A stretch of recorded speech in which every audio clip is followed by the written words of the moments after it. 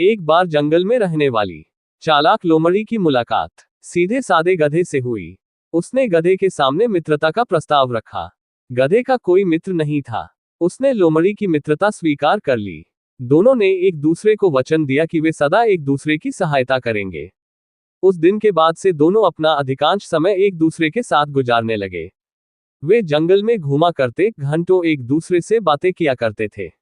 गधा लोमड़ी का साथ पाकर बहुत खुश था। एक दिन दोनों जंगल के तालाब किनारे बातें कर रहे थे।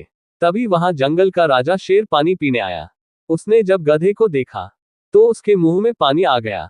लोमड़ी को शेर की मंशा भांपते देर नहीं लगी। वह सोचने लगी कि क्यों न शेर से एक समझौता किया जाए।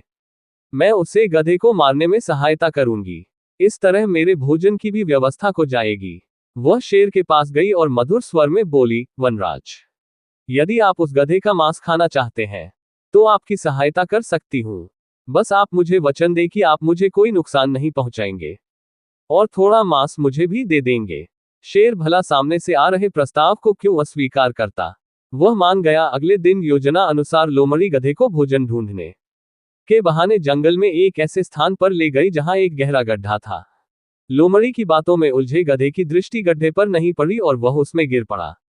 लोमड़ी ने तुरंत पेड़ के पीछे छुपे शेर को इशारा कर दिया। शेर भी इसी अवसर की ताक में था। उसने पहले लोमड़ी पर हमला किया और उसे मारकर छक्कर उसका मांस खाया। बाद में उसने गधे को मारकर उसके मांस की दावत उड़ाई। शिक्षा: मित्र को धोखा देने वाले का परिणाम बुरा होता है।